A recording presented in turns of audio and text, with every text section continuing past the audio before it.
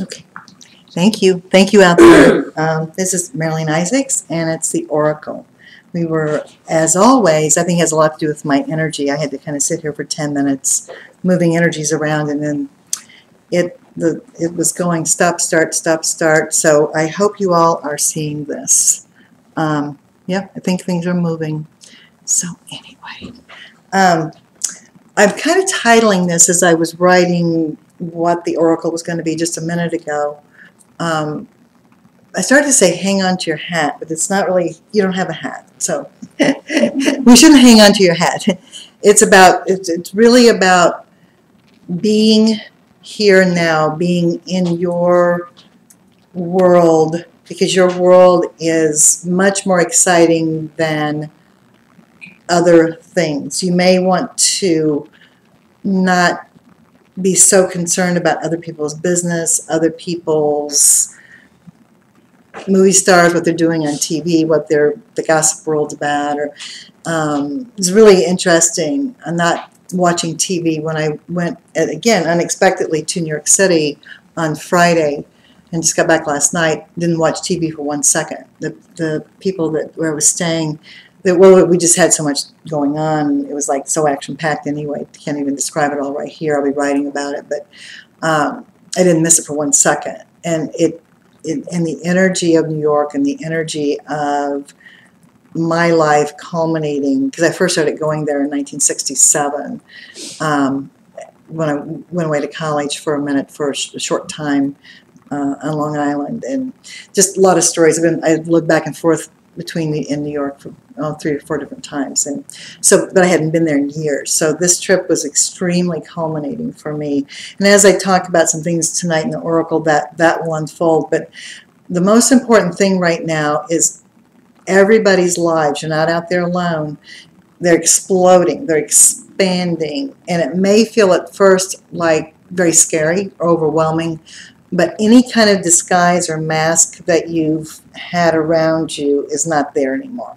So I've talked about this in past weeks, how we're all like little children for a while who think they're playing hide and go seek, but they stand behind a little narrow hole and they think nobody can see them. That's really how we all are right now. So you want to look at anything in your life where you're still trying to consciously hide something, because it's not going to work. One way or the other, on the mental, on the emotional, on the spiritual, on the physical, you will be found out. So you might as well just expose yourself. Not in that way, but you might, please expose yourself.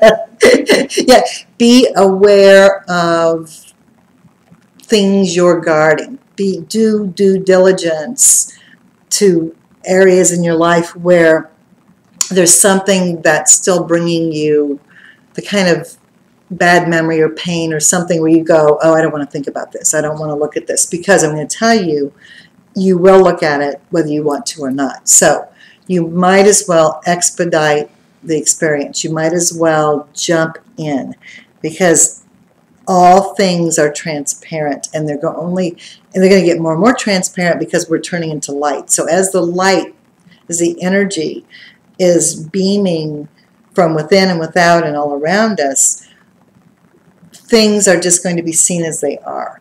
So all the hard work that we've all done in different ways through the years to hide, to put up facades, to sidestep, or to reinvent parts of our life, it just doesn't work anymore. So, and it's nothing to be afraid of. So what you want to do with this is the relief that comes from admitting who you are, what's going on in your life, is it's a relief. So you only want to be you. That's all I'm trying to say here. You only want to be you, because that's who you are. So things that are not real in your life are going away. So if you suddenly find job, again, we're going through another big time frame. This was going on a few months ago, but it's back again. The theme of the readings are, people's jobs are suddenly done. People's relationships are suddenly over. People are meeting new people. People are suddenly, if they had any kind of health issues, they're finding out, oh my God, I have a heart murmur, I have a this, or I have a that. we're in another phase of that's stripping away of facades. And if things have been jammed up around you, the second you start to make any type of movement within yourself, it's not little movements that are happening around you. As you're shifting, it's like setting off this amazing energy field around you. That's anything that's blocked is getting unblocked. But at first, it can feel overwhelming. It can feel like you don't understand it, or it can almost overwhelm you to the point where you're in the moment with something, and there's so much happening at one time that your mind is not assimilating it. It has to do with that the lower mind, you can't retreat into the lower mind anymore either. The lower brain, the lower mind, the reptilian brain stem will always tell you this is bad, this is good. It will keep you in duality. It will keep you in, if I don't do this, then I have to do this. The higher consciousness, which is really what we're all about, and the high self or pilot self, is consciously integrating with our present being, our present state of being. So at first, again, that might feel overwhelming. You might find yourself thinking, I'm confused. I can't think anymore. You're not actually confused. What you're confused about is that the lower mind is being transmuted and transformed. So, and it's a paradox, because at first you're going to feel, I can't remember, I can't think, why am I can't even speak. It's because anywhere in that lower mind where there's restriction, where there are judgment, where there's old tapes in your head about what's real, they're not going to work anymore, because we are in present time. So the preconceived things, or that the things that the lower mind are trying to keep you in the fear-based reality with, you're having a conflict, because your higher consciousness, your higher part of your being, is integrated in a much more conscious way than it's ever been. It's not just in a dream state, or it's not just in a meditative state, or it's not just those aha moments. It's all the time. And it's not that it's new, you're just becoming aware of it. And this is a hard thing to follow, but follow me here. A lot of what's happening is that it's really not that things are different. You are waking up. We're all waking up. And in that awakening, you're awakening to this incredible energy that's always been there. We fell through fear into the illusion of separation from self, others, and spirit. So as we are healing the fear and healing that duality and healing those things that have kept us trapped in that dualistic thinking and into attachment, it's all still here. That's why I've had this working title for 25, 30 years now, Return to the Garden, Paradise Found, How to Be in Heaven Without Dying to Get There. Because it's really what is going on for us right now, is that we never really left the garden. We left through fear. So to heal the fear, the last 2 or 3 years have been pretty scary.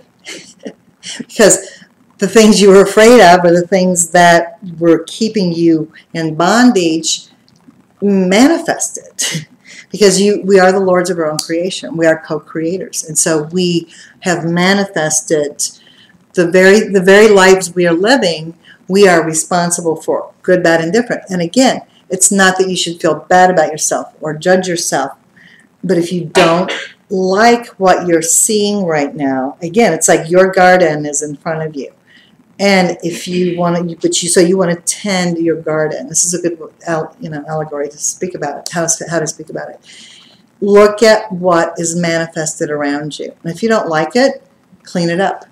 If you planted too much corn, then don't plant that much next time. If you need more something else, then plant that. Don't worry about it. There's that hesitation where we've been so taught that everything out there is not about us. That if we can just control or manipulate out here, then we'll be happy. Or if we have this car or this job or this person, or if this happens, then that's what's going to make everything okay. Everything out there is a mirror of your inner consciousness, and not just your inner consciousness, but the group, collective, unconscious and conscious mind. So it's not that, that's where people get confused. They go, well then, boy, am I a bad person? Is why all the bad things are happening in the world. No, there's a collective unconscious mind that's trying to be healed right now as well. So it's your own individual life, but it's also the collective consciousness is wanting to come out of that Piscean age of the unconscious, collective unconscious, into we as individuals are in the Aquarian age of the individuated self emerging, but it's also pulling up the collective unconscious mind into the conscious mind. So the consciousness of the world is changing. So when you see the riots everywhere, and you see the dark things we see, and we see all the upheaval, they're not showing you the good things. There's tons of wonderful things happening around the world. There's tons of people like us that meet on Wednesday nights, Thursday nights, and talk about spiritual things and meditate and live good lives. There are many more fabulous good beings on this earth than there are negative. But what you see purposely projected to you in the media and in everywhere is fear, fear, fear, be afraid, be afraid. There's terrorists, there's home invasion, there's blah, blah, blah. And it's the last of those really dark images that, of course, go on in our world, but it's not the whole reality. It's a minute piece of a reality. And then what you see projected on another level, even the morning news, even like the Morning America, all those news shows aren't at all like they used to be when we were kids or when we were younger. Now it's like, did somebody cheat on somebody? And is somebody going to, Jennifer Aniston's wedding's been put on hold. It's like, who cares? And big surprise, right? And, it's all this mindless thing to keep people in this world of be afraid, or just being a mindless attraction of other people, what they're doing or not doing, supposedly living glamorous but very usually unhappy lives. So make your life glamorous. Make your life exciting. I always did. When I was a little girl, people made fun of me all the time because from the time I could do anything, I was putting on makeup and I was wearing my mother's high heels and I was putting on dresses, and that's what I did for Halloween. And so people would make endless fun of me. You can imagine, like, 4 or 5 years old, clomping around in high heels. And I was trying to do this glamorous stuff, and but that made me happy. So that's what I did. And I think we forget. And right away, even if you're a little kid, it's like people are going, whoa, what are you doing? Why are you doing that? That's not who you are, whatever you are, whatever. So in your life, give yourself that unlock, the jail cell's unlocked. Get out of your jail. And I know you're all going to identify with this. Literally, you're going to feel, if you haven't already, like you're coming out of your skin. You're literally going to feel like your skin's itching, like you're anxious, like there's movement, because as we're turning into light, as we're cleansing and we're getting rid of poisons and toxins of the body, mind, and spirit, there's this expansion going on of your real self, because we've been so programmed to kind of make ourselves small and to kind of keep ourselves hidden. And there's many reasons for it. People have had persecution from past lives. They've had, we've had many, many lifetimes, often, especially people who are of the light, of control, fear, torture, repression. Those things are, you're uncaptured. But I think a lot of people in the general public have Stockholm Syndrome. It's like where you have been prisoner so long that you're so mind controlled that you don't get it yet. And I see that in the general public. I see all this energy, but I see people going, whoa, but I don't no, maybe it's easier just to be a prisoner, you know? Maybe it's easier not to know. I even get people in here for readings and they'll say, well, I don't know. I don't know anything bad. It's like, what do you think's bad? You know, that's why I tell myself that in all the 43 years I've done my work, I figure that whatever I am supposed to tell people is what Spirit tells me to tell people.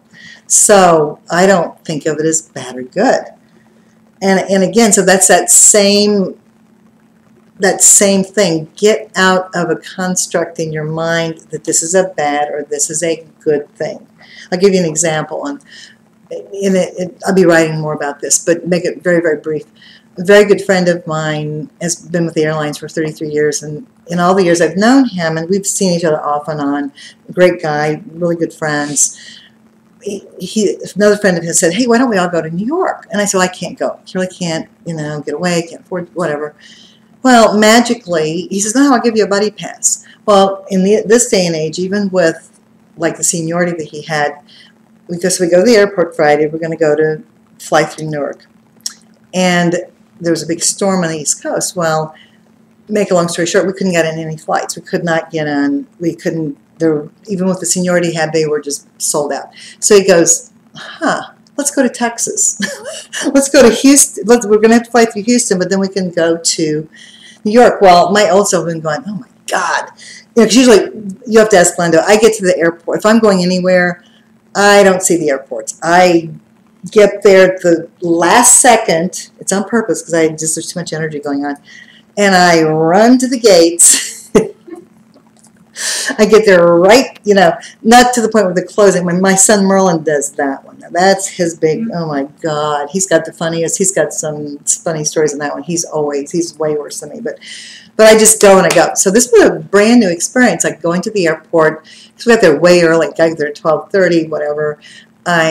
Just all kinds of stuff about this trip was so unusual. My favorite long blue raincoat I always take everywhere. Left it in the car. And I stormed and rained like 3 days in New York. It was hilarious, but it didn't bother me. It was all good. It was all just good. So anyway, so we go, and Spirit kept saying, no, we're going to Texas for a reason. You'll see why we're going to Texas.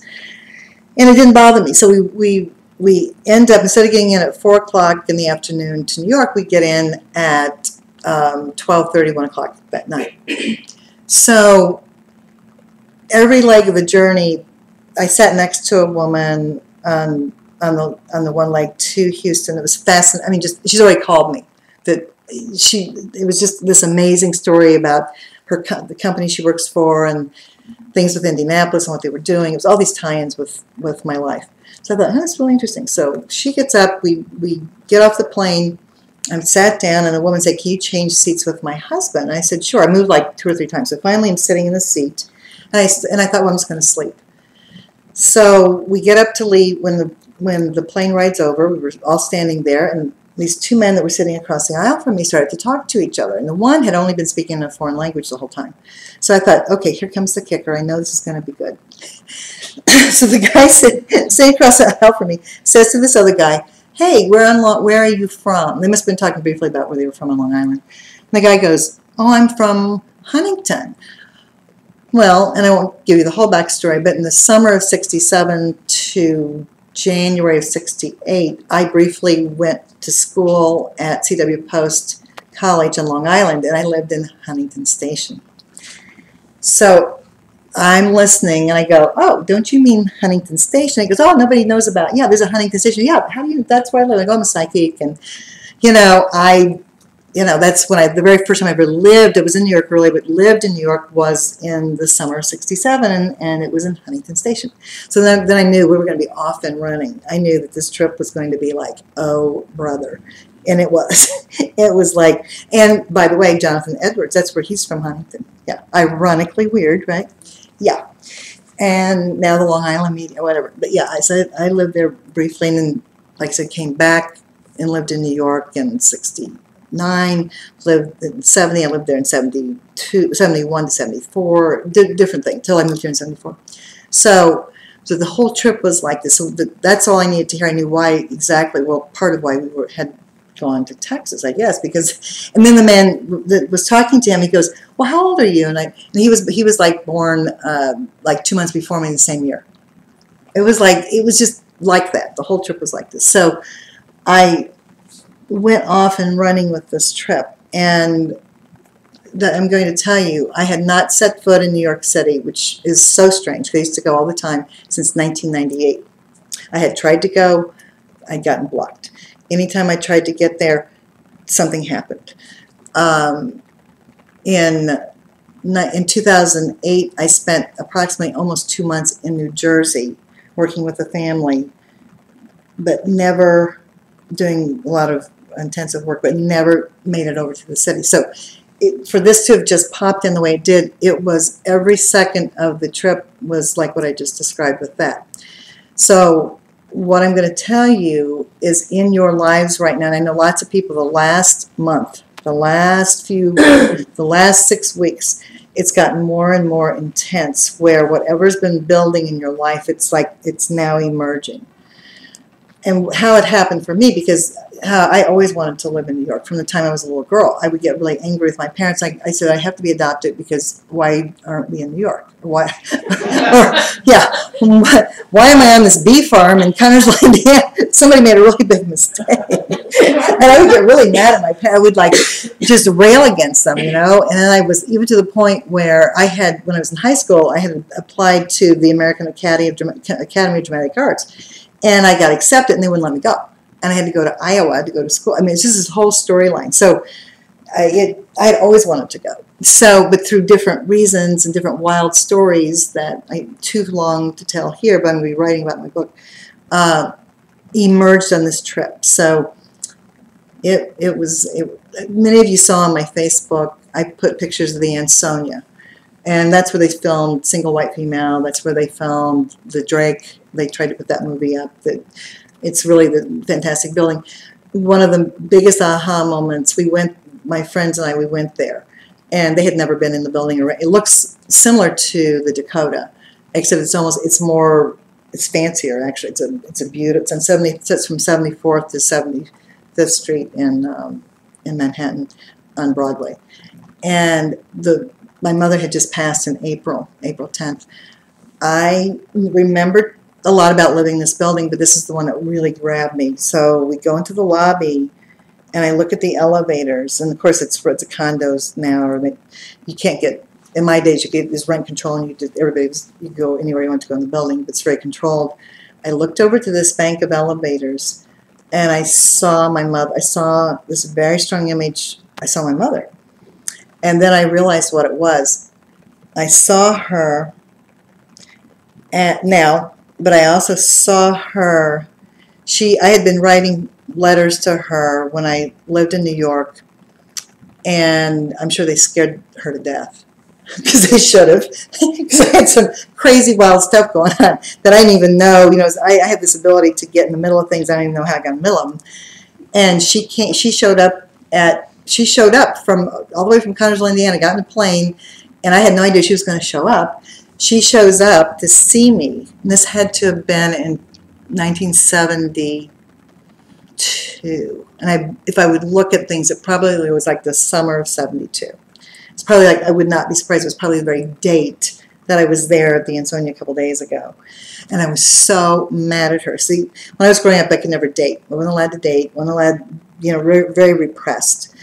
And so, I'm graduated from college, I'm blah, blah, blah, and here's my mother. I'm like, oh my God. And somehow we were at that elevator. I mean, I don't even think I knew she was, what I flashed on was standing there and just being mean to her. Then I cried so much. I was so sad because I was so mean to her. Because I was like, oh, you know how you are when you're 22, 20, whatever, here's your mother. But it was a totally unexpected cathartic experience, because I saw her now in her spirit body, and I saw her from all those a million years ago. But it was, and I didn't want to look. That's why I'm sharing this. And actually, if I could we always want to do things over. I wish I could have gone and stood in the spot. But now they have a person you have to go through to even get to that spot. But it was like the spot came to me. The second I saw it just, there she was, and there we were, 1972, And I saw what I had on, saw what she had on, and in that moment, and I realized, because now that you're a parent, you realize why you would be afraid. I'm writing her letters like, well, I don't know who these people are, but I might be working for the mafia. Well, yeah, she gets on a plane. Yeah, you think? So maybe, what are you talking about? Yeah, that's a whole other story. I won't even mention the family, but yeah. Oh yeah. I had, and I was doing readings. And when I moved into the Ensign, you had no clue 40 psychics lived in this building. And it was just, it's the most amazing. If you ever just go and hang out by this building.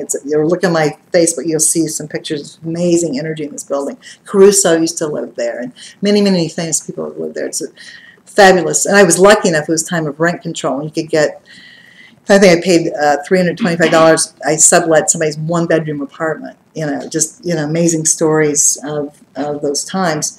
So anyway, I wanted to share that briefly about the story of my mom, because it was like, it took me by surprise, because I was having a flood of other memories that were happening from when I'd lived in the building. And when that one hit me, it totally blindsided me, especially seeing her. But it also was that proof of how we are totally in present time. And in that moment, I had this just amazing healing of letting go of a lot of stuff, just any kind of guilt or fear or shame, or feeling bad that had been so severe to my mom, and an understanding of why Merlin probably gets annoyed with me when I'm like calling him, where are you, what are you doing? I don't think you get it till you're a parent. I mean, it's like one of those things, when your parents are being parents and you don't have a child yet, it's a totally different thing. So yeah, it was very transformative, let's say. So keep moving with your experiences, because you're going to have if you open just a little bit, just keep opening, your life will be healed. You're going to have so much that happens and that is happening, and it's good stuff. But to get to the good stuff, don't stop when you feel something that doesn't feel good. And again, in the Western paradigm, we have been so conditioned. It's a really interesting way we've been conditioned. We've been conditioned that the second you feel any kind of pain, discomfort, you don't want to look at it, you don't want to feel it, you don't want to deal with it, you want to block it. And so all of the repressed emotions, all the things you've not wanted to deal with, they're not going away. They're just here. So you might as well just deal with them. They're just all over you, just all happening.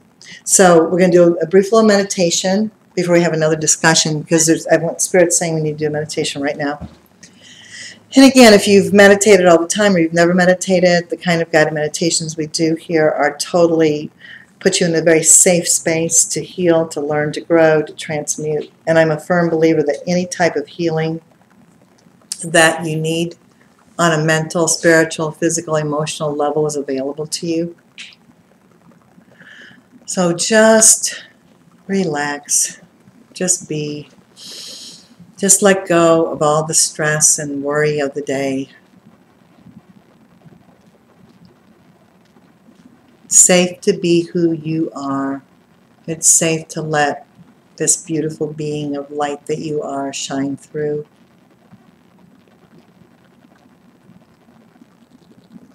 I want you to feel how safe it is to be on the earth at this time, to be a spiritual being, an intelligent being, a sensitive being, safe just to be and bring all of who you are with your abilities into your life. There's no more hiding. There's nowhere to run. There's nowhere to hide. Just be where you are right now. It's perfect. Your hands might already be feeling tons of heat. I want you to feel this incredible energy that is everywhere, and it's safe to open to receive this energy.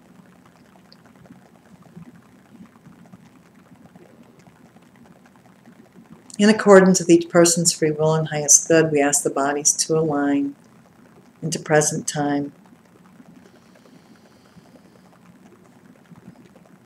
And in accordance with each person's free will and highest good, we want to activate in the safest way possible all of your original divine blueprint.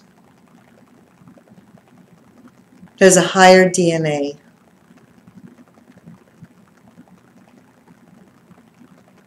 that is much stronger than physical DNA. You are a creation of the Elohim, we. In our image, we made them male and female. You are a manifestation of the Divine Mother, Divine Father. You have a spiritual birthright. It's not just somebody or some people. We are created out of this incredible love of the Divine Mother and Divine Father for each other and for their wanting you to have free will, to have all of your gifts, but to use your free will to co-create.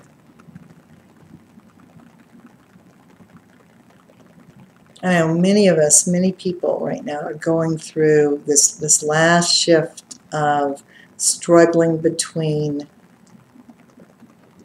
things that have been programmed in, things that are coded in your DNA. You have a higher DNA. The other 90% of the brain that they say they don't know why we're using it is about this higher consciousness that is here now. So again, I want you just to feel what a big energy field that you are. Your body, an interesting way to think about it is your body is like the body of like a butterfly.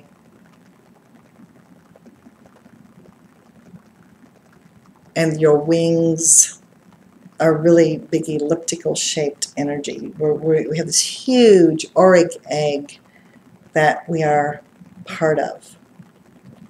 And that energy is part of one big body of spirit. So I want you just to feel the wholeness, the oneness. We ask all images of death to be turned into pictures of life, all images of fear to be transmuted into unconditional love and truth, all illusion of separation to be removed, safe to feel the wholeness, the oneness, safe to open to receive this energy. And I want you to feel in your body, mind, and spirit where you're holding any kind of pain, blocks on any level.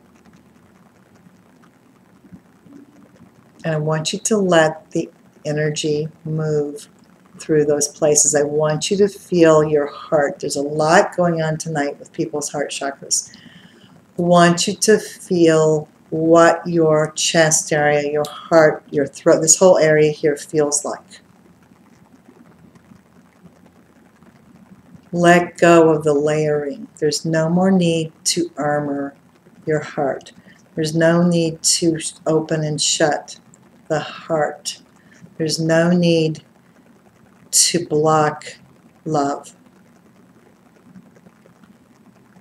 Open and let this energy heal the wounds in your heart. Unconditional love does not hurt. Conditional love and attachment are what hurts. I want you to feel this amazing outpouring of unconditional love that's everywhere right now. It's everywhere. It's much more powerful than anything.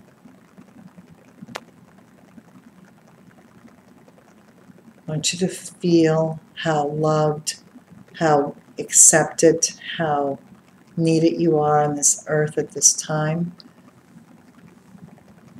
And all that's asked of you is for you to be you and to bring into manifested form your unique life, your unique expression of spirit, your individuated self, your individuality as a being of light. Love thy neighbor as thyself. You can't love your neighbor any better than you love yourself. So I want you to feel in your heart that unconditional love that you experience many times if you are connecting with your cat or your dog or a child or a baby or a very pleasant thing. I want you to feel the difference between that conditional love that says, I'll love you if you do this or if you don't do that. That's not the love I'm talking about. I'm talking about unconditional love, which has nothing to do with the lower left brain, right brain. It's when we're in this higher state of well-being, in this oneness state of peace and happiness and fulfillment. I want you to love yourselves unconditionally. Let this light shine into your being. And again, let those skeletons go. You don't even need to think about what they are or mess with them. Just let the light into any closeted parts of your being. Anywhere where you're still afraid to feel or look. Anywhere you have shame, guilt, fear. Let this energy in to heal. It's the most amazing, warm light.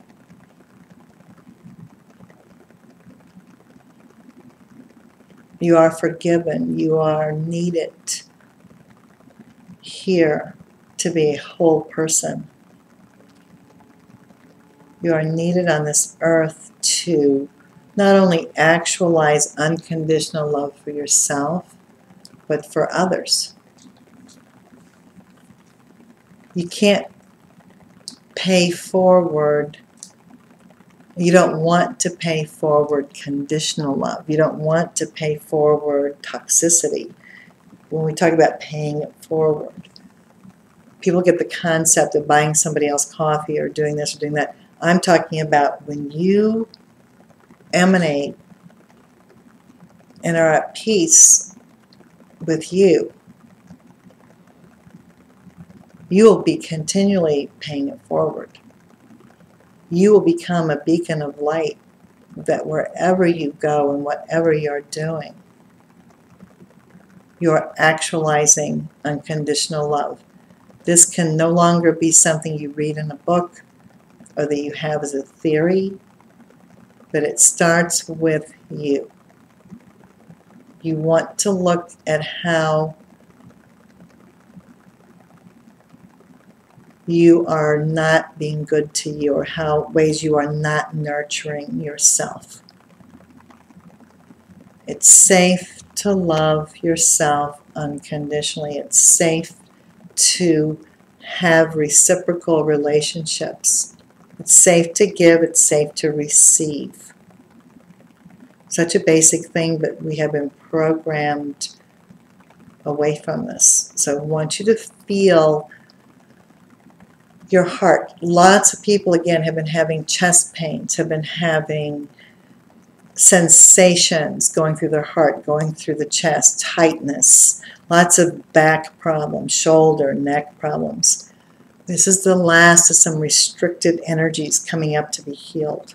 I want you to feel, again, anywhere in your heart, let the layers go. It's like stripping away layers of an onion. Just peel away, peel away, peel away. Feel that innocence of a baby, a child, an animal. we have that. Except you become a child, you cannot enter the kingdom of heaven. I want you to feel that beautiful innocence that you have. We all have it within ourselves. And all the different times in this life or other lives that you may have been hurt, rejected, abandoned, judged, not understood, not nurtured.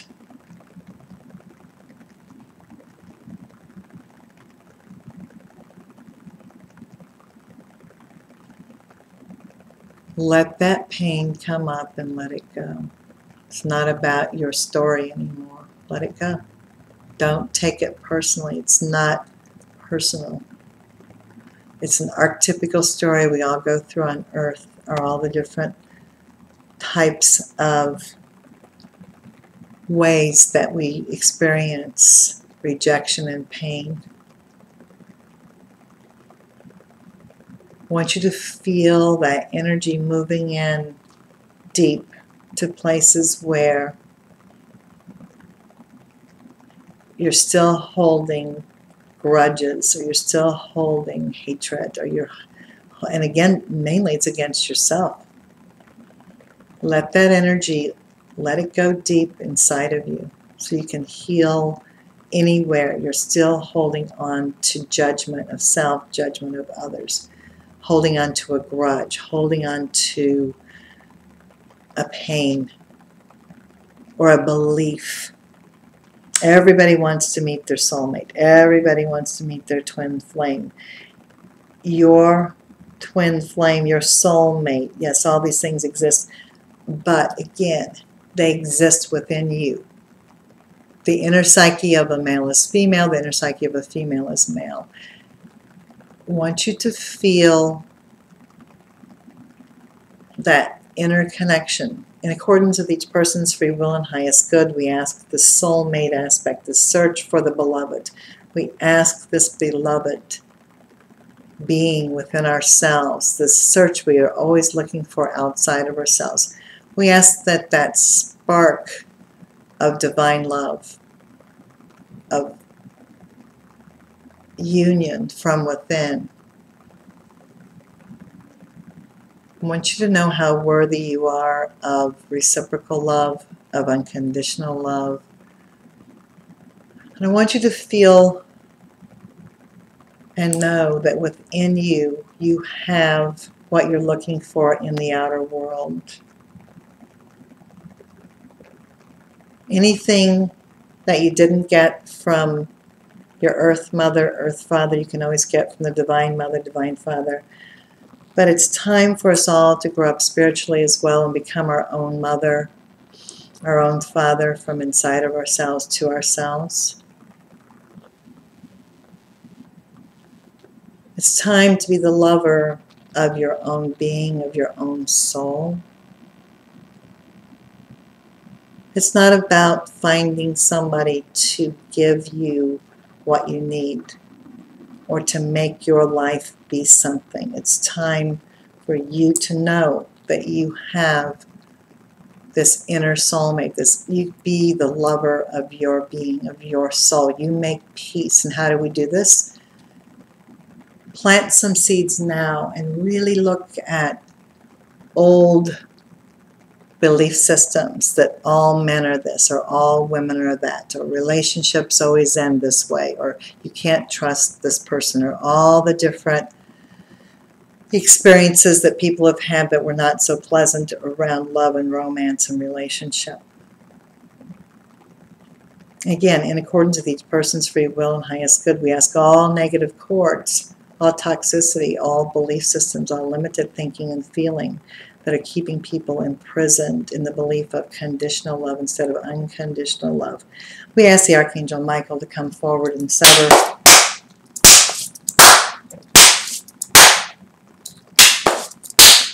those cords now.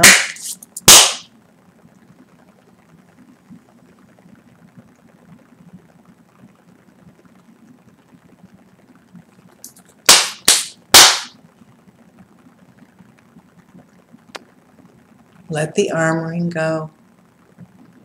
Let the heart be open. What kills people in the Western paradigm is the opening, closing of the heart area.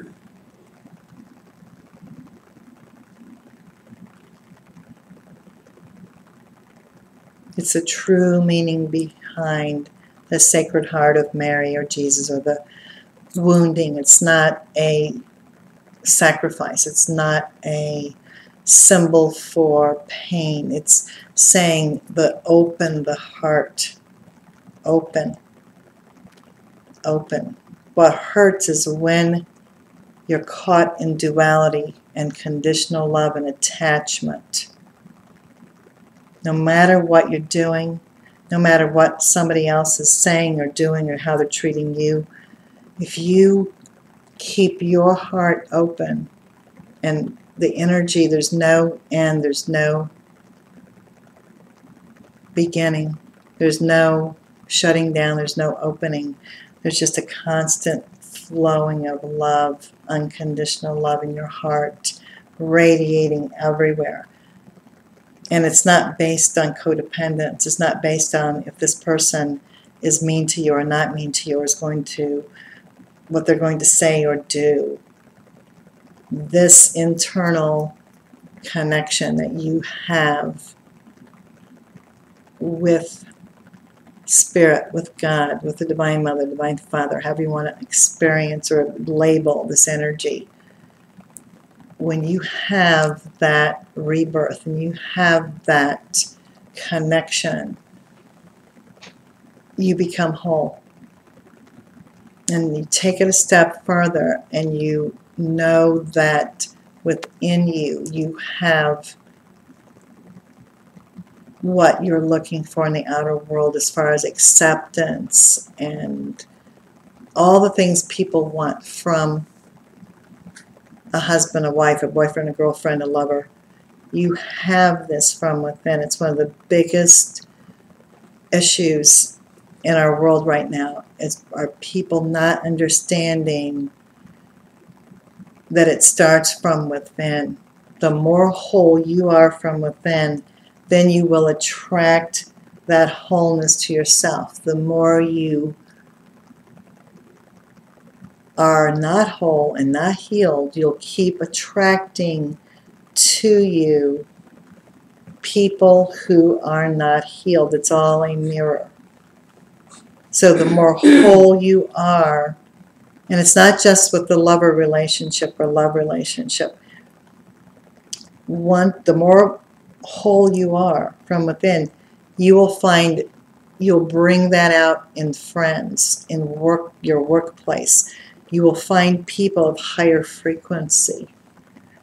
And the people that choose to stay in a reactive, fearful, negative space, you won't get pulled down into that.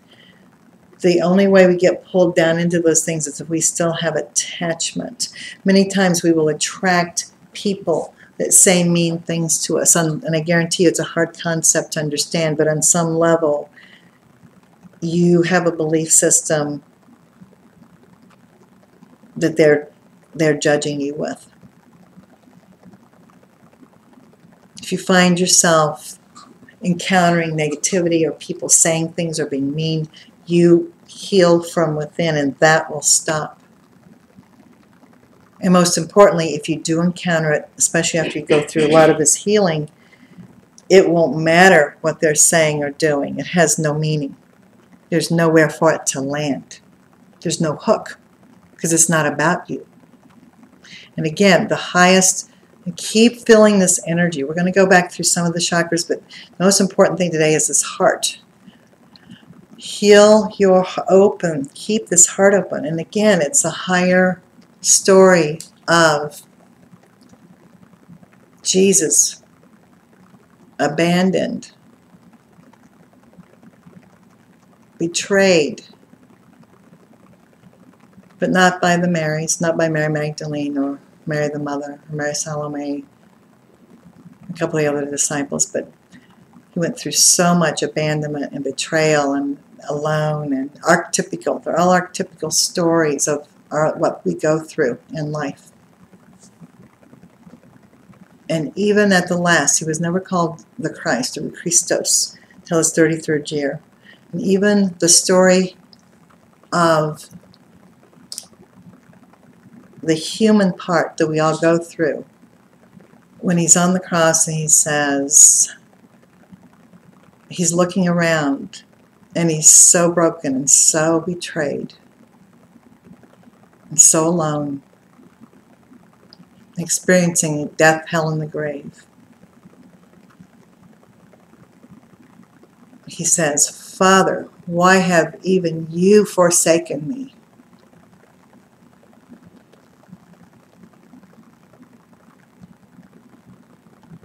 We've all been there. We've all been angry with God. We've all felt, why? Why did I have to suffer? Why did I have to go through these things? And at that moment of surrender and even just saying, okay, you know what? I'm really upset even with you. He got it. And he said, Father, forgive them. They know not what they do.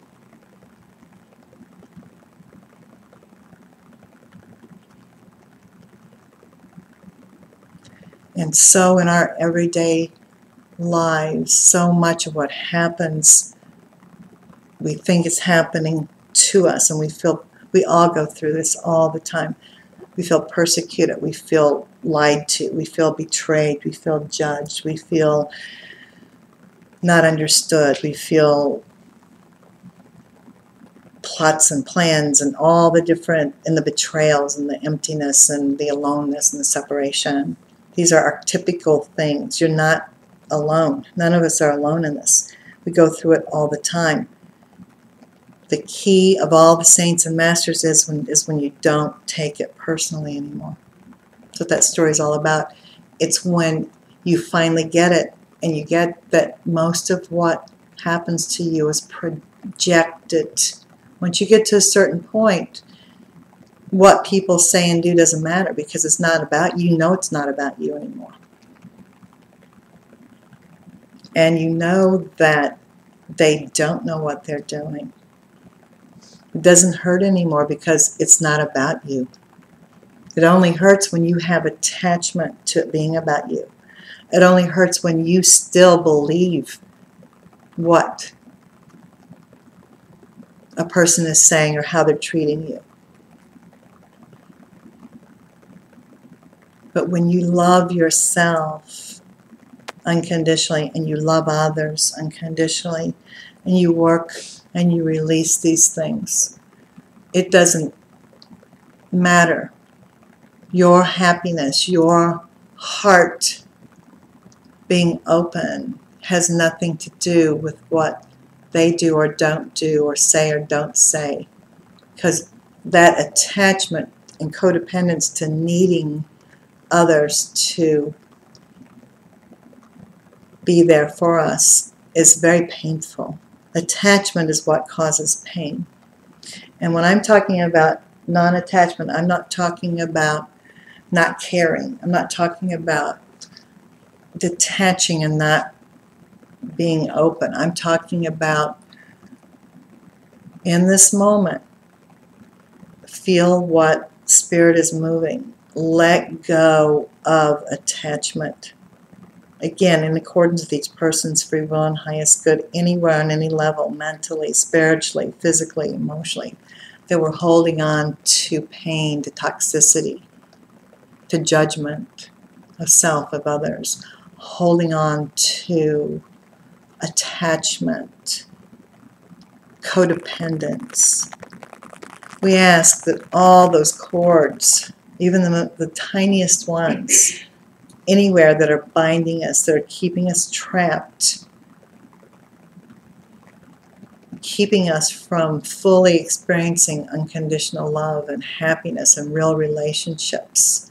Again, just let all, from the deepest core of your being, be willing to let go of attachment.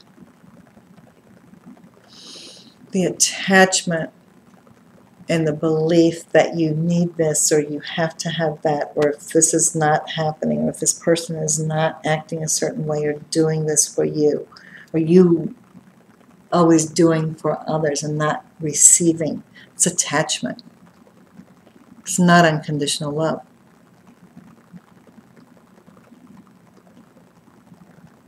Feel the energy going in every cell of your body. The earth is alive and moving. I want you to feel the bottoms of your feet opening up. These are the wheels of chakra. Hundreds of wheels of light is what chakra means. I want you to feel that connection you have deep with the earth. I want you to feel the magnetic pull of the Divine Mother holding you to her. And she's not toxic. She's cleansing and she's throwing the parasites off of her. I want you to feel the power of connecting and getting rid of that illusion that you are separate from the Divine Mother, separate from the earth. Feel that earth under your feet. Feel that energy moving up through your opened heart, up through all of your being. And I want you to feel everyone is connected with a beautiful star. The electrical energy of the Divine Father is not an electrical, stormy, lightning bolt, judging parental God that wants to control or punish you. I want you to feel the love of the Divine Father. And feel this electrical energy of the Divine Father coming down through the top of your head. This is the crown chakra, beautiful purple color connecting you. Just feel this electrical energy of the Father and this beautiful star that you're connected with, pulling that energy down. The magnetic energy of the Mother's pulling that energy right down through your body. As above, so below. We are walking trees. Feel how rooted, deeply rooted you are in the earth. Feel that energy moving. It's not stagnant, it's alive. Feel all the poisons moving from your body down into the earth. They're being transmuted. There's not chemical process going on in your body right now. Transmutation. Healing.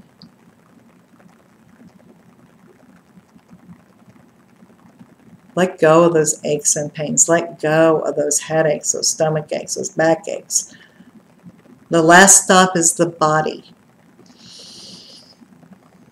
Again, for healing, we have to go back to point of origin. So we want to go back to the original divine blueprint. And we ask to go back to point of origin for aches, pain, dis-ease, and how it's manifested in any of our bodies. We bring this forward into the light to be healed and transmuted, to be cleared at that genetic cellular level. And I want you to feel the energy moving up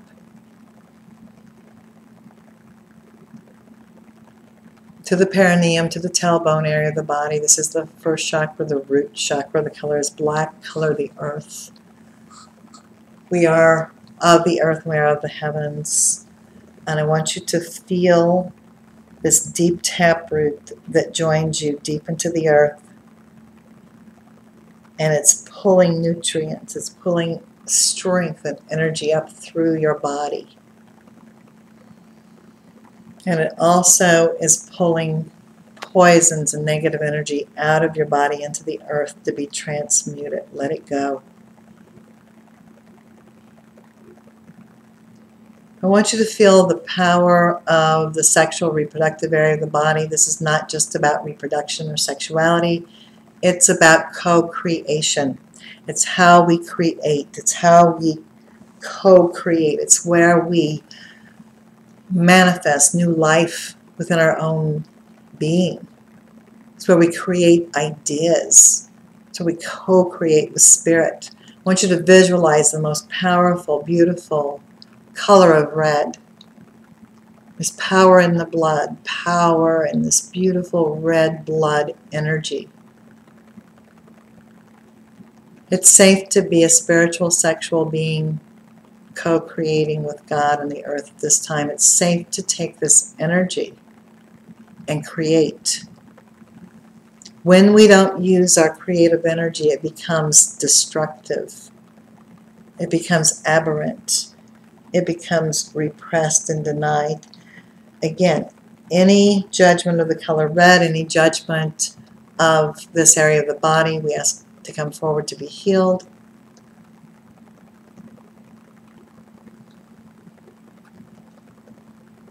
Any molestation, abuse, guilt, shame, fear that anyone's holding in this area, let it go. Let it go. Let the energy move, move, move. It's safe to use your free will to create. It's safe to co-create with God. It's safe to co-create your life. It's safe to be the beautiful, powerful being of light that you are. Let this energy move on up. Right below the navel is what we call the Buddhic or Christ flame. And I want you to imagine like you're turning on the knob, the stove of a gas stove. Just turn the knob and we're going to ignite the third chakra, this beautiful central sun that we all have in our body. The center of our being is the omphalos, is our navel. So I want you just to turn this knob and feel and fill up this third chakra, just like you would turn the flame. It's igniting this central sun in your body, and it's purple and it's orange and it's yellow. It's all the colors of what a flame would look like, and it's igniting this powerful center. It's safe to come down and be in your body. This is why Buddha sits in the navel. That's why he's contemplating his own navel. Be in your body. Be in your life. Be in your story. Be in your positive ego. You are safe to walk on this earth in your true form.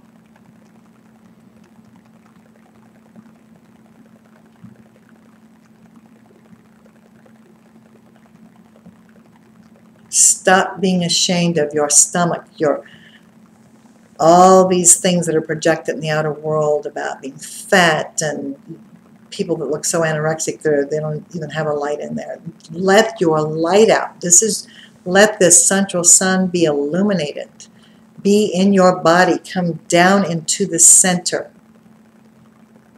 It's not about opening the higher chakras. If you don't have the furnace, the first three chakras open, they cannot support in a healthy way the third eye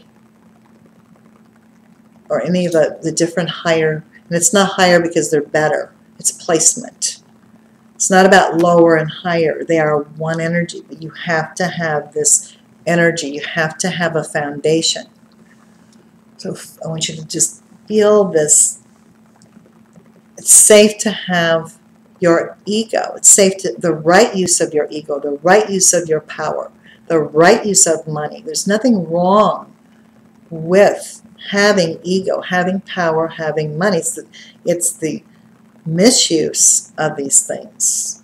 Or it's like the love of money, the love of self, the love that's narcissistic, that's toxic. It's not this empowerment. Feel this center, how important it is. You can survive. This is your survival. Again, we ask for a cutting and clearing of any negative umbilical cords that still exist in a toxic way between you and your mother or father or your family. There comes a time when our true family, many times, are the people we find spiritually. And we acknowledge our brothers and sisters, our mothers or fathers, but we do not want to be defined by those roles. So cut any negative umbilical cords that are binding you into old family patterns. The ancestors are here. Everybody's here. People want to be cleared and healed from roles. If you think about yourself as a role and somebody else as a role, you'll be disappointed. You'll have negative and positive expectations of their roles. So again, we ask the Archangel Michael to sever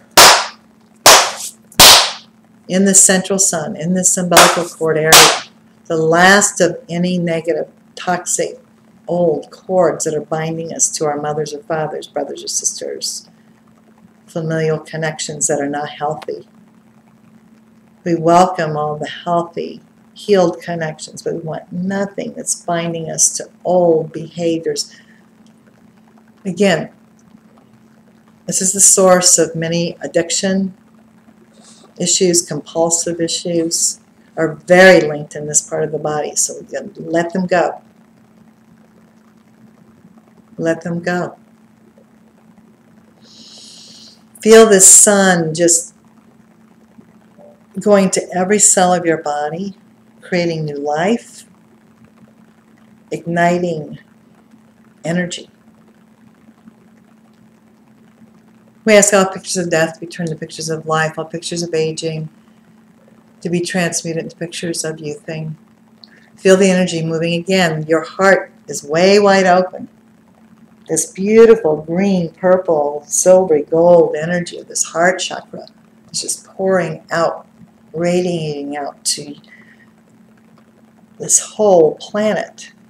Just feel the energy, the big energy that's here. Feel this energy moving up through the throat chakra, the color of blue, sapphire blue. Safe to speak your truth. I want you to feel this blue energy, beautiful electrical blue energy moving through the throat, moving through the ears, moving through the back of the neck. Safe to speak your truth. It's safe to hear the truth.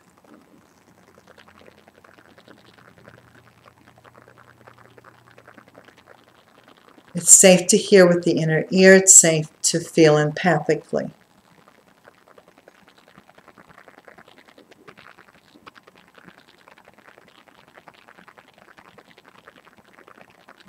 I want you to feel the pineal and pituitary gland are functioning of the third eye, and there's 2 pulse points in the forehead.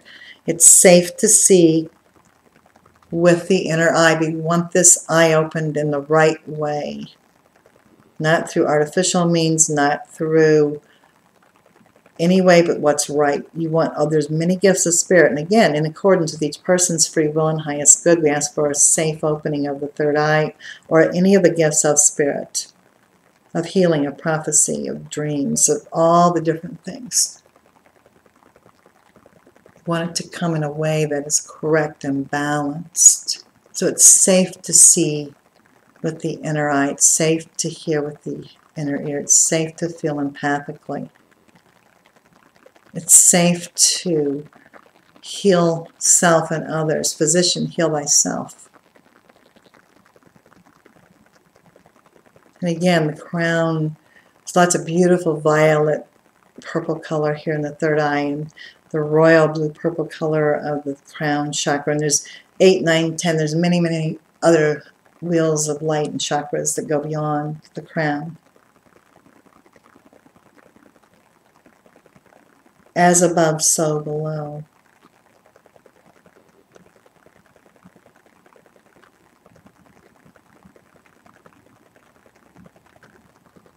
We take this moment to invite in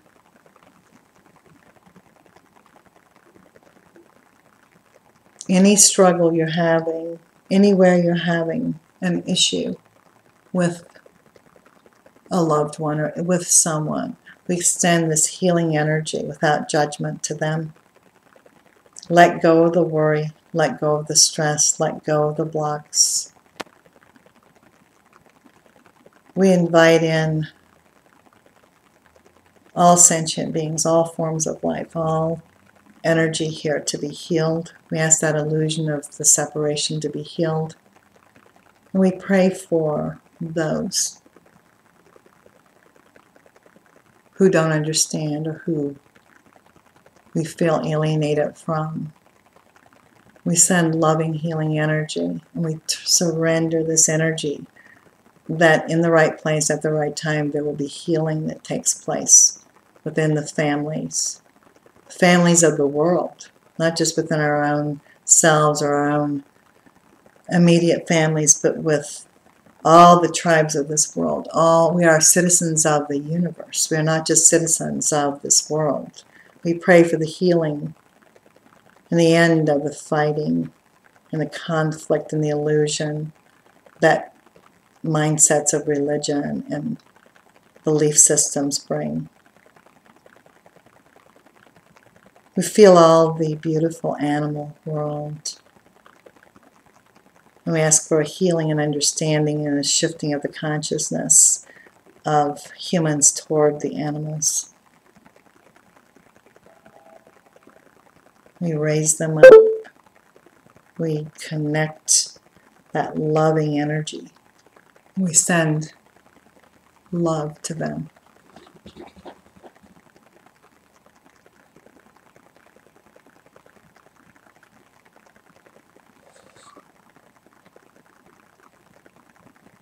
Many are going through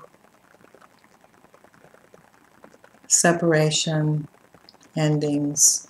You've experienced death of a loved one, death of a relationship.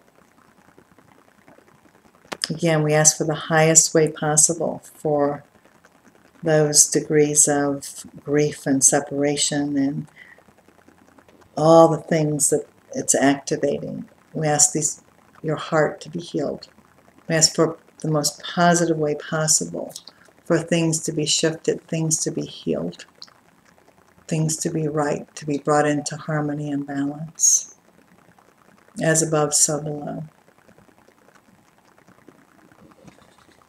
It's safe to remember who you are, why you're here, and safe to bring that into actualized form. When you're ready, return to the consciousness of this room and re-emerge feeling alive, awakened, healed, peaceful, but energized at the same time. Free from guilt, shame, fear, united from within with the inner beloved, with the inner soulmate, free from attachment, free from fear. This process will continue into the night, into the dreams to come.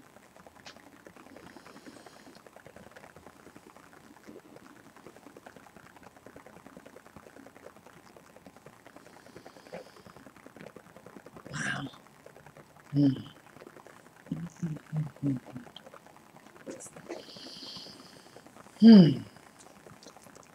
Wow.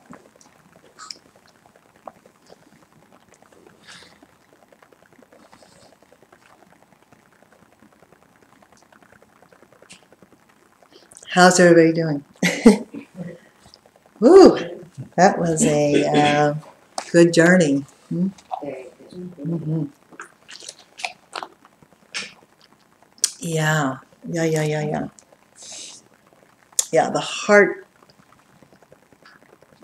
I feel like I can feel the earth, the heart and soul of all creation is open right now, and have to clear the heart.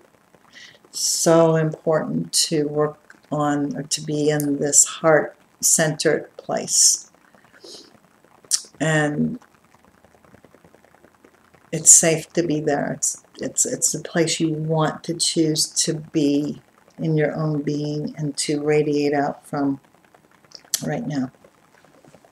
Does anybody have any questions or anything you want to share? Anything going on out there? Everybody. I know it's like, whoa. Do anybody else experience like a temperature change? Oh, big temperature change? Yeah, oh yeah, it's hot in here. Yeah, It's like, really hot. Like, I was chilly. I got cold at first and hot. Gosh. Yeah. Mhm. It's spirit. It's that union of the yin yang. The yin, the divine mother energy, is always cool, and the yang energy is always hot. And I kept getting hot, cold, and all of a sudden it was just like Did you feel the heat more like when Ooh. we got up into the third eye? yeah, a lot. It's- It was like all of a sudden I felt a sensation I have never felt. Like I was like, that is strange. right. And it was very over. When you got into the crown, yeah. Yeah. And that's where the Divine Father was coming down through. And what happens, it's like when we first ever started, I felt this that's why I kept moving my hand. This energy is just here. It's not separate from anything. and my hands are still on fire. They're just on fire. They're like hot and burning. So I know that when that comes in, because a lot of people will call or write in and say that they experience this. It's very real. It's not, when we're gathered like this together, it's so much easier to connect in with spirit and to bring this energy in. But yeah, it was overwhelming. It was like very, and it was like almost like waves or undulations of energy. It was like it would, and it would. My body was in this, Yeah, like, I wanted to that's rock. what my head was. Yeah, that's- I almost was dizzy. I was like, whoa, Yeah, wait a it minute, did. where are It was we? it's almost like your head, like I could just feel Whew. it, yeah. you know, going like this and going up, and I was just like, that is really nice. It was- exactly. Where I had are some we strange going? things happen in here, but that was Oh yeah, that was and it's hot, and your cheeks are Yeah. so red. yeah, you're flushed. You guys are, yeah, you're all flushed. And again, this is the power of unconditional love. And I'm telling you, let go of your pain. Do not accept pain as an end-all be-all. If I get one more person in here that tells me, oh my God, you know, I can't lose my insurance because I pay thousands of dollars a month for this pill, I'm going, what in the world? What? No, you have to let go of it. Let it go. And it's not a judgment. And if you have pain, we all have pain. We all have. I tell you, I walked probably 30 miles this weekend. Oh my God, I forgot about going up and down the subways, and oh man, that was, and walking across the Williamsburg Bridge was an experience. At night, 10:30 at night.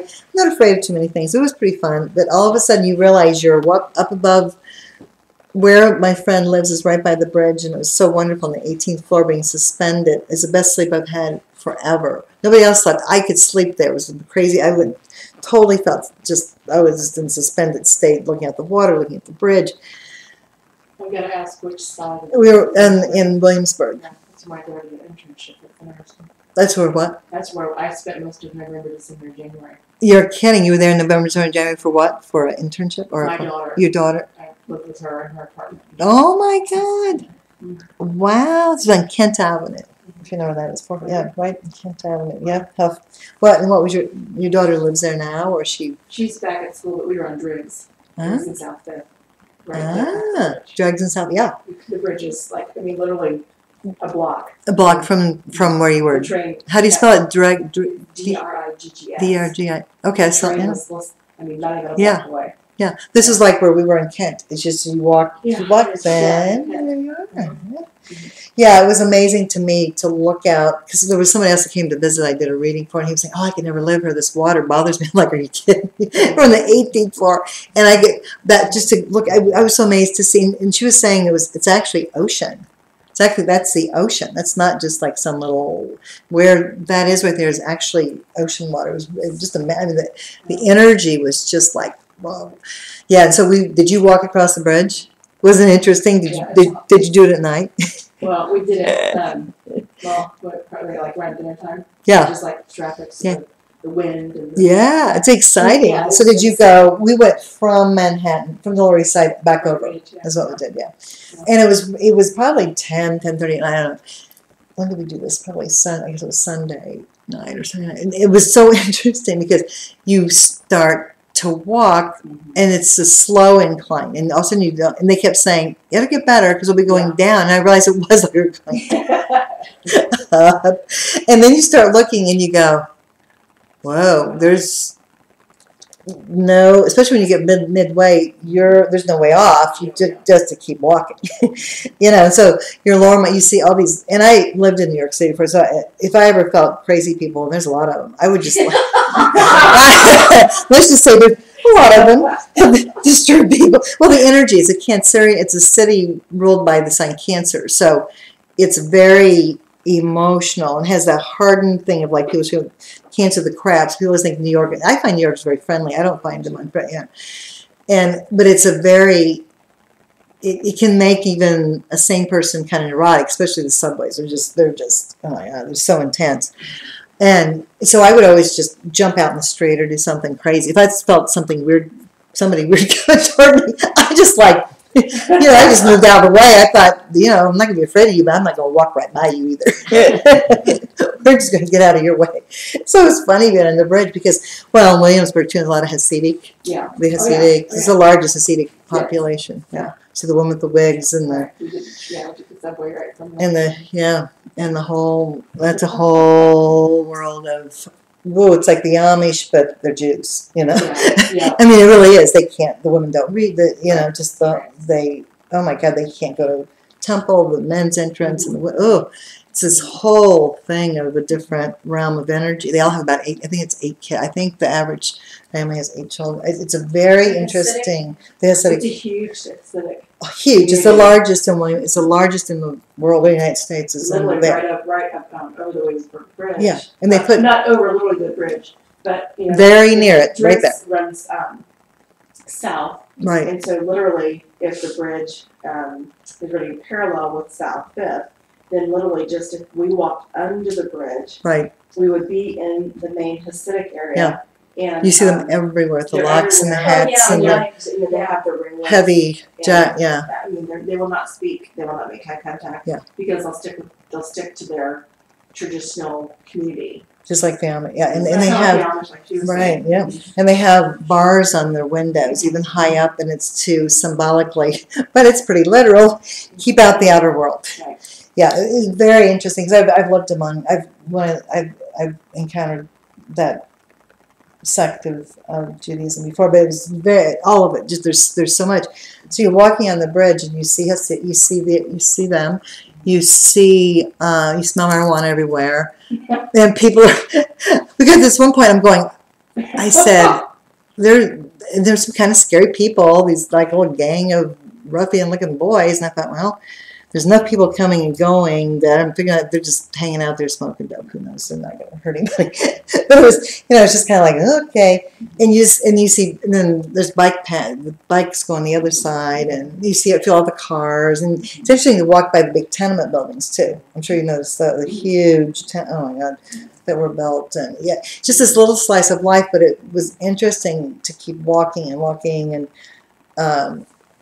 tiring. Oh my God. In Williamsburg, where she's describing, is the most up-and-coming neighborhood in New York Yeah, right now. it's the So neighborhood it's to where be in. the young, urban, So there's beautiful, friendly- neat little restaurants, and It's it's just yeah. recreating itself within itself, which is nice to see, and I've never felt safer. No, I felt totally safe in Williamsburg. Yeah, it is. Yeah, very different than the vibration in Manhattan. It's a very interesting energy. Yeah, and I can see. She has a 4-year-old. She has a small child, so it was neat to be. You see lots of people with little kids, and but boy, it was that the whole thing of looking at the bridge and realize you walked over it, and it's all this perception thing. I bet you had fun. You probably missed being there. You were there for 3 months. Yeah, I was in and out for 3 months. And she was there just what? She was there from just before Thanksgiving until just after December, like 7th. And what was she doing? She did an internship in Brooklyn, Oh, and so I put her in Brooklyn, and I put her mainly in that building. well, you were smart to do because that. It was right. I Mhm. wanted her to hear the train tracks. I Oh wanted yeah, her to be disturbed absolutely. by the noise. I wanted her to live in the city. I wanted her. Right, if you're going to live in the city, live the experience of the city. What kind of internship was she doing? It's a fibers internship. A what? It's fibers. Oh, It has okay. anything to do with the thread. You Threads make and- thread wow. around the carpet. Wow. Huh. It's all made. We're all making our clothes. Wow, that's really cool though. It's a good place to yeah. Extremely talented. Sometimes I have friends there that are in the fashion business, so that that have showrooms that do They do mainly all the different. huge beyond like Super Bowl. And like a. Let me get backtrack. If Beyonce or J-Lo is coming out with a new perfume, and they take that bottle that we all see. The bottle and the microcosmic, and make a big microcosmic of the bottle. Blow it out about And- 600 times. Wow. And they make with chicken wire. Wow. Another recreation that they artistically interpret. Wow. And they'll put it on a big, huge, they'll break it into several different parts. And Right. create it, and then they take it somewhere in New York where they're gonna have a big opening or, Wow. corporate How party for this exciting. event. So Where's she going to school? she's in the Savannah College Garden. Oh, this one, Savannah? She's a senior. Oh, God. I was there last summer. That was a beautiful place. And that school, I know so many people the kids have gone through the different creative school there. Yeah, it's an interesting, what a neat experience, and what a neat experience for you. And how interesting that you know exactly what I'm talking about. Yeah. Oh my God. Yeah, it's open up, guys, because there's a huge feel the life, and I think that's one of the most exciting things of why I've always liked New York, even though it's overwhelming and it's dirty and it's filthy. There it is. No, in a way, I was so glad to get back here and see all of this. I was like, oh yeah, this is good. It was good being up in all that, but this is nice to be, because we went up to the rooftop too. It's really neat. It's nice to have actual big trees and room to move and all this kind of stuff. But yeah. You're going to notice a shift again in, oh yeah, I have to bring this up, in dreams. Something's changing in the texture and tonality of dreaming. And again, as we are turning into light, your sleep patterns are changing. As we're healing duality, you're not going to have this, I'm awake, I'm asleep, I'm, it's night, it's day, I'm meditating, I'm blah, blah, blah. Everything is just one thing, okay? So the way we've marked time and separated time into seconds, minutes, hours, days, is not real anymore. It never was real, but we've stepped out of that perception of time in a cyclical way. That's what the ending of the Mayan calendar was. It was never the ending of the world. It was the ending of that perception of time as linear. So as that's all falling away, you're not going to have this big division of I'm awake, I'm asleep, I'm dreaming, and the things I didn't deal with, I'm going to have these neurotic, we all have the psychological dreams where you didn't read the book and you have the text, or you're graduating and you're going to the classes, those kind of things. Or you might have them, they'll come in a different way, and then you'll be done with them. You're going to find that even the lucid dreaming, because I think that's what's happening for me, even the lucid dreaming is changing. There's a different tonality, because again, we're healing that illusion of separation. So there's only the oneness, and again, it's hard to describe it or talk about it, but you're going to experience it and feel it more and more and more and more. Yeah, it's really neat stuff that's going on. Anybody else have a question or anything you want to ask or share? Well, I had a horrible dream last night, because for me, it was more of like the experiences I have when I've seen deceased people and didn't know they passed, and then find out the next day it's like so real. And this dream just scared the crap out of me. It was horrible. Horrible, horrible, horrible. Yeah, there's people are having some And it nightmares. had my son Okay. in it. And, I felt him take his last breath, and I knew that he was dying. And I'm looking at these two girls at the park, and I don't know who they are, and I'm so angry at them, because I'm like, call 911. But I knew when I picked up William, because he was involved in his neck, and I was. What had happened in the dream? What happened? It was so weird. I don't know how it happened. We were like on a bank, and down below it's rocky. There's some water, and first off, I was like, "Have you watched TV?" And I was like, "I haven't watched any TV because of all the mood and everything." I mean, and all of a sudden he's just dove down, Right. head first, and I know what it means. I freaked, and I ran down there, and there's these two like teenage girls or whatever, and I could not believe that there was no reaction to it whatsoever, as cold as Piper could be, looking at me like whatever.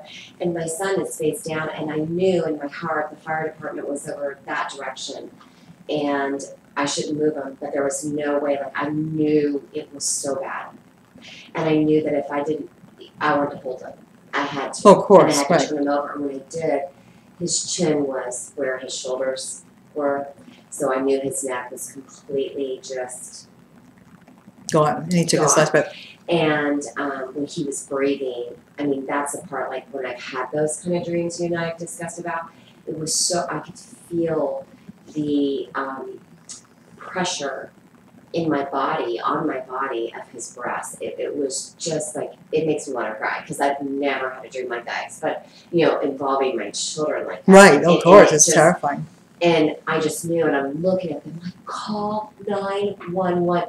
But I knew in my heart it did not matter. He was going to go because the breathing was just so erratic and heavy and pulsating. And it just, I woke up and literally covered in sweat. It was I feel like that it dream was so horrible. was past life. It's something that has happened before that won't happen again. And you have to remember, on one level, everybody, everything in a dream is a part of you. Okay. It was, So you want to think about what part of you as a teenager was detached, like, you know what I'm saying, or not paying attention to something. Because on one level there's a symbolic, but when you have, like you said, the sensations so and it's real. like the it lucidity, was just, it's something that you can prevent. This is my experience with the dream level. And you won't read this in a dream book. Most of what we dream, we're living it so it doesn't have to come down in this level, especially negative things. We're working through it. So the last place for anything to manifest is physical realm. Last stop's the body, or this level.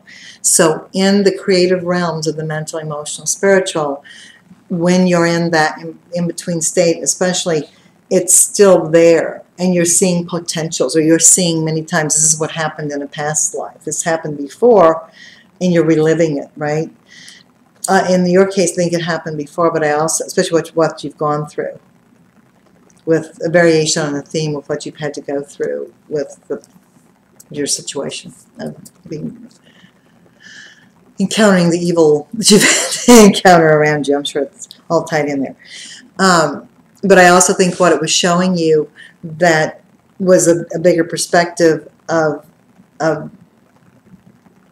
preventing something like that from happening. It won't happen. It's horrible.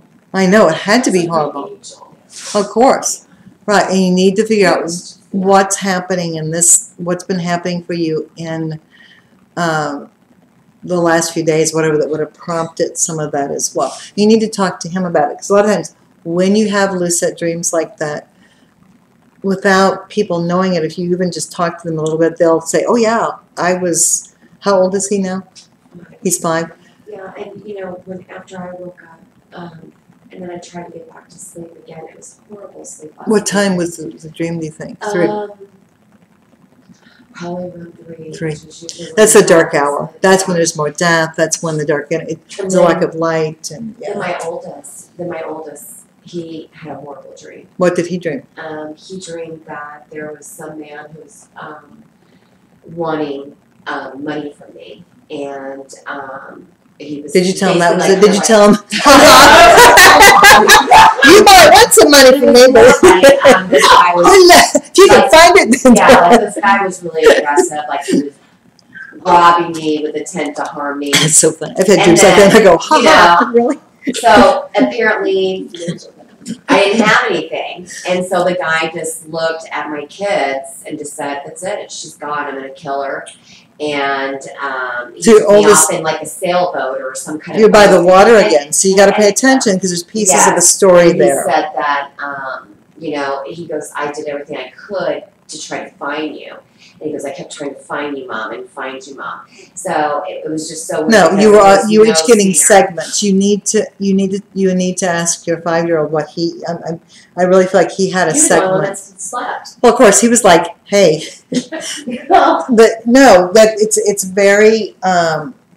So he actually saw you taken away in the sailboat. Yes, and you know, it was weird That's because interesting. both me and Maddie, it didn't matter what we did, we could not, we were both restless. Yeah. He wanted me to sleep with them last night, and I really want them to learn to sleep in their own room. Oh, of course, If they but you know what? I think a trickle family If, bed you is know, fine. If they I have trickle no down, judgment they of come that, in with yeah. me later in the night, I don't care, No. jump in. But it's like I want them to start Sure. there. Have their And identity of the every time room. I would turn around, you know, it's 11 o'clock, he's like, Mom, are you gonna come up and lay with us for a little Yeah. bit? And I could just tell that he was nervous for some reason. No, the energies were intense they have been intense. Horrible. They have been intense. They've been intense. And I can feel, no, that it's like the storms, like the gathering, so you can feel them. There's a lot of, again, to heal fear and so that things don't take an ugly manifested form. I think a lot of people are experiencing these things in a dream state Yeah. to finish it. And you're being forewarned, so that it's the same thing. If a circumstance would start to come up in this level, I know you've all had these experiences of deja vu where you all of a sudden you're having a conversation with somebody and you're going, wait a minute, I had this conversation before, I dreamt about this last week, you know. I'm a firm believer that you can mitigate. I've had this very dramatic experiences with pieces of dreams actually, then they did start to come down and I knew right away what was going to happen if I kept going in this one direction. And it was like, I'm going over here because I saw this already. I'm turning. It's conscious choice. So it's good to feel the fear and to understand it, but also then to know that on a higher level, you're being forewarned and you're being shown. Yeah, I don't Stay even away really from the know water. what it was like. Stay away from But I had like the best couple days ever. Like I had been very happy. You know, But that's the way it is right now. perfect. It's that last of things. Yeah. It's that yin yang. It's that balance of light and dark right now. Because just as good as things are, never then experienced a dream like that. oh, that's in my awful. life. Especially when you wake up and you're so and what to see Yeah. your child dead in a dream is terrifying. Oh, it's horrible. It's absolutely horrifying. But it is fascinating to me too that he was the only one that slept. You and your I other know. son were like, Yes. and We both Wow. just tossed and turned in bed. He's either kicking me, I was kicking him. Neither one of us slept. I know he's got to be. yeah, you were all getting fragmented. What I would, and again, speak to your child in a calm way. You don't have to disturb him, but I mean, find out. I guarantee you, something was going on. And to me, it's like they say, it's not against flesh and blood that we battle, but against powers and principalities. I do battle many. I don't talk about it a lot. But I see lots of things in the other realms when I'm asleep, and I know for a fact. And I'll feel sensations. I see what I know what I see, and I know what. No, it's those things are real. Is that But maybe you something to do stave with them the heart? off. You don't let that projected fear come in. Right. And maybe even for him about speaking his truth or speaking up for himself. Because nothing like frazzles me anymore. Well, no, you've been through I allow my hell boot 1 camp. minute of being mad, but there's Yeah. nothing that can that's what brought tears to me because it has just shooken. I told her about it today. Well, but it does. And it was the breathing and Sure. the, way that The actual it physical. felt I've had those and- dreams. and Trust me. To Yeah, feel it I have. internally. Mhm. That was my child. It's like you. But remember I the only told way you- you can mess with me is through my kids. Well, and then hear what you're saying. That's what the Yeah. dark forces do, and they Yes. can make it look like it's real. Trust me. And I felt like That the two that they were can up do there, shape shifting. They can do. That's what I told you. It's not against flesh and blood. We battle. It's So against. what's the meaning of the two up on the bank? What do they look like, the girls? I don't even know. And even at this point, I It knew means that I was something. with William, but even now sitting there, it's like, who was that him? Because he was face down, and then I turn him over and he looks, because it was just so brief, and then I look up and it's just like, what are you doing? Like, who are you? And this is such an awful act. And why aren't you doing. calling? Right. It was like something was so off. Well, and I think many times we are experiencing things. I think I've told you this before in readings that I think you've had some past lives where you may have died in childbirth or children that died. Yeah. Yeah. So again, that's a theme in your vibration. I mean, there's something there. So again, there's something about that that's coming up. So it's not going to happen this time. You're calling out for help. But But remember, nobody's hearing. You're all alone. You're all Yeah. alone. Isolation, the but separation. remember when Yeah. you came into me on a Wednesday and I woke up at 3 o'clock, 4 o'clock in the morning, and I was like, oh my God, I have cancer right here. And it was me going from doctor to doctor to doctor. It was so real. Freaked me out. And I was so grateful that Marilee was coming in to get her feet done. Yeah, I go, And I no, was you like- don't have cancer. I go, and I just found out all the thyroid stuff, so I didn't know what it was. Yeah. And you're like, I don't think it's you, it's somebody else. Right. And sure enough, it was my friend 2 days later, and she did pass, and that's where her cancer Yeah, was. you were taking. That's the kind of right. dream You're very. that I- See, you're very empathic. And So that's you're where- probably seeing another thing and then associating it with, and that's hard because I'm very empathic too. So I've had to learn But that was the most to separate empathic, stuff because gut-wrenching it's thing I have ever. yeah, Like I it's thought that hard. experience was tough, because I'm like, I didn't see anybody else in the room. That's why I assumed it Right. was me. well, of course, right. You know, but it And I'm going to be made doing me some very feel hurt. specific teachings on in the empathic because it can be very disturbing. And I feel like that has always like blocked me. Now that of I've been course, coming to the yeah. Oracle, I feel like these things, like those kinds of dreams I had growing up, I would do everything I could to shake it or learn to control, manipulate as much as I can because it's overwhelming. Sure. But there's a way to bring balance because you're so sensitive. Because you do work on people's hands and feet. People that work in the beauty industry, that work on the crown chakra or work on touching people, oh my God, you have to be careful because you're taking in, you do too, and you work on animal, you know, people that work on, I mean, you take in all kinds of stuff. Energy, oh yeah. And when you're touching people, that's why people tell their hairdresser, tell people, the pedicure, because it's very intimate. And it activates things. It's like you're like the mother. You're activating different, And and I think because you're so sensitive, you take on what people are giving off. Do you always take a shower or a bath when you get done working to separate? Anybody, really anybody, any type of work. When the second you get home, take your clothes off. Don't put them back on. Just be naked. No. In your home, I love not out in that. I love public. that. Well, I do too. Yeah, I'm basically a nudist. What can I tell you? The secret's out. Take your clothes off. Get in the shower because showers cleanse more than the physical body. They actually cleanse out all you've taken in from other people. It's very real. And then put different clothes on and you'll feel like you've slept 4 hours. Okay. Or like if you don't go out to work, if you're at home with your kids or whatever, same kind of thing. At a certain point, if you feel like overwhelmed, dealing with all the crap, dealing with all that, take a little break for yourself. It's very real. Take a shower, cleanse off the energy. And we forget to do that. It's so easy to get just lost in space with what we're doing. And it's a really good way to set a boundary. But because you're so sensitive. I know that's interesting. I know I've had dreams like that. The energy and the sweating and the, yeah. Oh, I know what I would do too. I don't think you'll have that dream again, but I think what you should do is to meditate on that and ask Spirit to show you what that was about and to, that you would like to have other dreams, but not in the way of bringing it into that vibration, but you want to understand it. Yeah. And then I think you'll have like a sequel experience, let's say, but it won't be this horrible kind of thing. Because what it did, stand up a minute. I'll be back. What it did was it blew your heart chakra wide open. It's safe. It's safe. In accordance with your free will and highest good, and your children's free will and highest good, we call them forward into the light.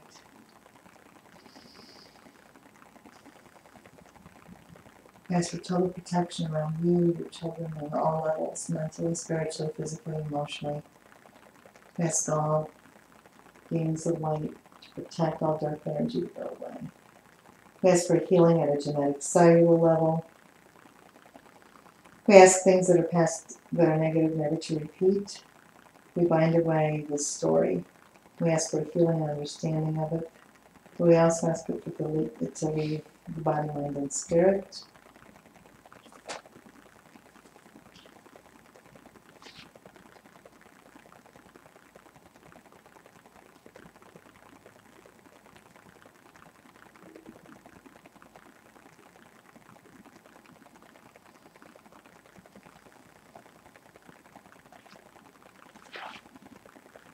It's safe to see with the inner eye, it's safe to hear with the inner ear, it's safe to feel empathically, but only in a way that brings positive energy, positive experiences, helpful experiences for yourself, for others.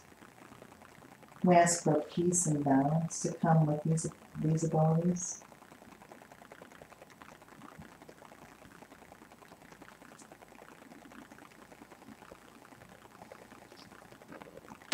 We ask the peace that passes all understanding to come into the heart, mind, body, and spirit. Yeah, you do it for the Thank you. Thank you. We heard that. I'm fine, it's just to have something like that and not get it. No, it's And frightening. I don't wanna get it. No. But you gotta look through it. You have to work through it. Yeah. And again, that's really we're all working through so many things. And, when you realize that, did anything in that dream look familiar? Yeah, when I woke up, I remember thinking, I was at Cool Creek Park, like I was at a park that Oh, was I know that next park. to, yeah, Okay, but it looked different. okay. Like when I woke up, I thought, okay, why did I move when I knew that I shouldn't? I knew the fire department was very close, so automatically I'm thinking it's Cool Creek Park, but it was very rocky, very big, chunky. He had fallen rock. down. It's almost what's so weird. He didn't fall. He just went. He just, As far as I know. I right, don't know just where energy. All of a sudden he people was, were. right. It just like he just Were there any died. colors in the dream? I think it was just green. Okay. And then the gray rocks. And but it's just like he just decided to die. Free fall. Yeah, free fall. Just, Yeah. And it was, as he's going, you know what's going to happen because there's not much water. see, what's interesting, in most dreams like that, people wake up before they hit, like a lot of people have dreams of themselves falling off, I or, couldn't wake myself and up. you couldn't That wake was yourself, extremely powerful. I mean, I barely woke up. I think had I not pulled myself for a second and was looking at the people in the bank, and I Sure. was still caught in the emotion of feeling him leaving right. the last breaths, I probably would have been able to wake But up. again, It I was a think you tough were one. experiencing something that won't happen in this level, that it's probably a variation on something that happened before, where he died with you, or, where you held him and he was taking a last breath. And I think it's something that won't happen this time. I think if there's anything that would even be near to something like that happening, you could prevent it. Okay. Because a part of me thinks, did they do it? Oh, the Or girls, did that's why you were really so freak- mad, yeah, right, did you why really we were so freak out? detached. Because Yeah. I don't get, because it just happened so fast. I'm thinking, why would he do that? Was your other son with you in the No. dream? It was just the two of you. Yeah, it was two girls, William and myself, and I didn't even know they were there. That I can remember. Until you were Except saying, for "Help looking me." up. Mhm. Yeah. Yeah.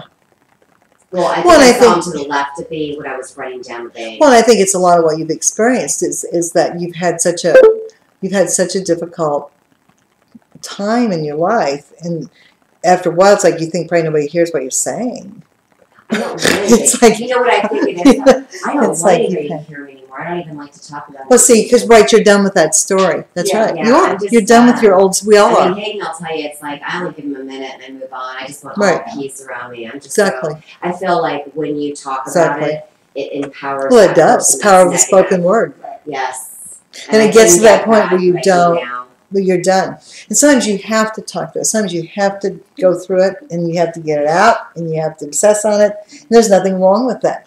And then what's wrong is when people repress because it's going to come out somewhere. And so, but then you do get to the point when you're done with it. You don't want to empower it. Yeah. Oh my gosh, I don't even like talking about it. No, Or 'cause it's thinking done. about it. It's done. It's basically, I don't feel it around you. I mean, it's just like it's all. So again, there's like this last round of another level of other things that you're working through fear-wise. That's all. Okay. Yeah.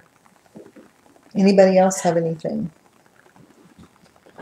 This is so nice tonight. Nice. What a wonderful meditation and what a wonderful energy. I'm so grateful to have all these experiences and to feel the energy with everybody. It's just like one big.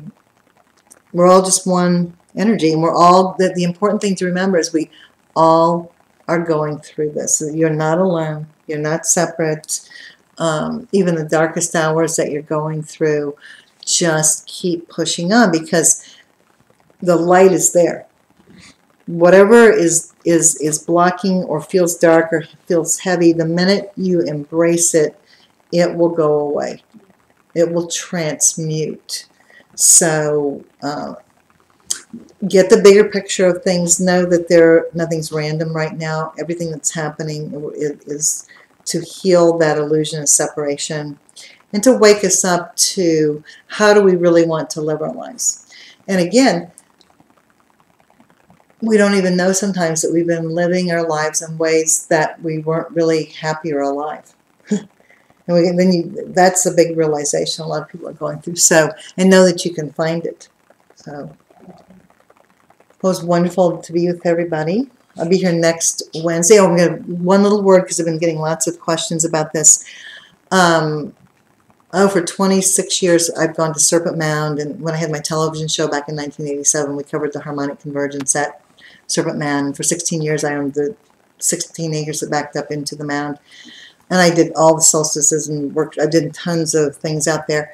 There's a 3-day on Friday, Saturday, Sunday. So whatever dates those are, the 20, I don't even know, 20th, 21st, 22nd, or 20, I don't know, whatever, not this weekend, the next weekend. They're doing a whole big thing at Serpent Mound. I'm a part of one part of it just on Sunday from 1 to 2. I'm going to be at Serpent Mound. I'm going out the night before and going to spend the night somewhere. I'm not sure where and yet. And then I'll be doing a healing and everything at the mound from 1 to 2. So if you've never been to Serpent Mound, it's a fabulous place. It's the largest effigy mound on Earth. It's a 1/4 mile long, uncoiling serpent swallowing an egg. People come from all over the world to see it. Sometimes people don't even live right by it, have never been there. And that's when I found, 1987, when the Psychic Connection TV show we covered it, and 5,000 people showed up there, and people showed up all over the world at sacred sites. But it's a huge magnetic vortex. It's made to be seen from the air. It's an hour east of Cincinnati. So it's about a little over a 3-hour drive. And it's in the middle of nowhere. And it's this, all of a sudden, what the mound is built on is just like the rock formations under it. And it's in Adams County, the Serpent in Adams County. And it's the best way to describe it, it's a crypto explosion area. So millions of years ago, a meteor hit there and pushed the earth down and pushed it back up. And it's a 5-mile crypto explosion area. And so the Serpent Mound is built on the edge of that. And it's been on, if you ever watch the Alien show, the show on whatever it's called, the new show they're doing on the Earth. A lot of people I know that I've known for years are on that, talking about the different things. But when the Serpent Mound itself is an effigy mound, so it was not burial, it's ceremonial. And I've had a million stories happen there. I've gone there over 100 times. But when they excavated some other mounds near, they found 7-foot, 8-foot skeletons, and they have all over the world. So I don't know if you've ever watched. There's a new series called Unearthing America, and it's all about all the lies in archaeology and all the things they have found everywhere. But yeah, so this is the place they found the giant almost Nordic, huge. Things. So if anybody has any interest in going, I'll give you more information about it. It's a beautiful drive over, and so I'm planning. I will be doing sometime, not when there's a bunch of people. When I like to do things over there is more, we'll find a place to do a little retreat, and it won't be with a lot of people that are over there, but I'll be going another time to do a more private thing. So, but if anybody is interested, I'll be going there again. So that's what I know. So just stay centered, stay in the moment, because it is no longer really the karmic tsunami. It's more like the dharmic tsunami. Whatever you're doing, you're just be in that place. place and let the energy move you. Don't try to control it. Don't try to. When we fall into fear, we want to control. We want to try to stop it, or whatever the illusion is. You want to try to stop it. Right? Here's this huge energy coming at you, and you're like flailing. That's what I was thinking about last night. You just talked about it. What happened? You had that same We were sensation. outside looking at the lights and the stars and stuff, and I just got really scared. And I'm like, okay, I kind of like ran back in the house. Pulled me into the house. I don't ever do that, but I. Yeah, they go every night and look at the star. Yeah, it's just I'm like, I'll look up from the window. there was an energy. Well, she had the dream. I mean, and it again, it happens. I go through those. I've had a couple weeks before. The dogs would not come in, and they were growling and barking, and I'm like, oh crap. I heard something moving. Yeah, they were. Yeah, but it was and they were looking up. And I'm going, great. In the same spot where my mom. Yeah, it's like, no, please don't. This can't be. Oh, and a dragon. Ooh, a damselfly, right? Isn't that what she said? Damselfly. Oh. I wish that Glenda were here. Okay, so I'm coming back from New York, and Glenda sends me a picture of this beautiful. It looks like a dragonfly, but she looked something up, and it's called a damselfly. It's like Feeling, or feminine. it's a feminine, I guess, with the dragon. Yeah. It's a damsel, and the damselfly, and it's connected with some dragon stuff too. It's so weird because somebody at the same time on Facebook had put the story of the wounded dragon with the little fairy helping it. And Glenda's sending me this picture at the same time of this. And Adobe was my red-haired husky girl that died unexpectedly December 15th. Well, her birthday was just June 3rd. Well, anyway, so she's saying this thing. She goes, and Glenda's not like this. She's very down to earth. And she goes, Adobe's here. And I go, Adobe's where? she's sending me this picture. And I don't even know yet what this, because its wings aren't open, of this like thing. And I'm like, what the heck is this? And here's this like little dragon damselfly. And she said for 3 days it had landed on Sky, and when she would say, Adobe, is that you? It would come and land on her. Yeah. And you saw I've it. seen it coming in. I've seen a little black. Right. I think it was it because I never seen. Oh, I this should kind have my phone here so I could show people. I have mine. Though you've got yours? Oh, good. It's in front of me when I come up to the floor. Right. Yeah. Because then Glenda had you come, right, and she would say Adobe, and this would come and land on her. And so then when it's really interesting. Hey, if my phone is in there charging, bring it. Because I have it on my phone. The pink phone, she charged. Yeah, go look. Yeah. I think look in the kitchen. Maybe she plugged it. I don't know where she plugged it in. But anyway, there's a lot of signs and wonders right now, too. There's a lot of interesting things like this where and trust me, Glenda would have been the last person that I would have thought that would have had a picture, would be going, this is Adobe. And I'm going, what? Somebody's abducted Glenda. The abduction of Glenda has occurred. Let me see if I gotta find this. This is too interesting. It was funny. Okay, here's a still version. You can see that. Oh, this is always so weird. There's one now up on above, like this crystal ball thing hanging in my wall, but it's like with its wings open. We don't know if it's dead or alive, it's just up there. And then right when she was talking about this, all of a sudden, here comes another one flying in. Give a picture. Another picture. Get some pictures of you holding it. Oh, yeah, find the picture of me holding it. Because it's really amazing. I mean, truly was spectacular. Oh, Got a few more. oh shoot. I can never do this right. There's a picture of me holding the damsel. As we were saying, Adobe, and it landed on me. And then I said, Adobe, do you want to go out? And I opened it because Glenda kept saying, no, let's keep it in here. And I go, no, I think Adobe wants to go. So open the door and she go out. Yeah, thanks. So anyway, we have visuals tonight, other visuals than just my talking. We're so so high tech here.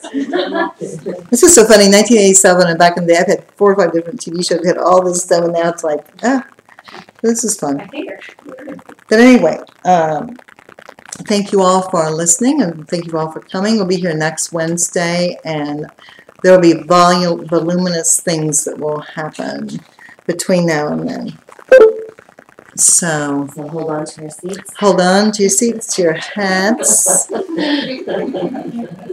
Yeah, absolutely. You want to call me? I'm gonna Harry? call you. Yeah. Okay, Just go through it quickly and we'll be done.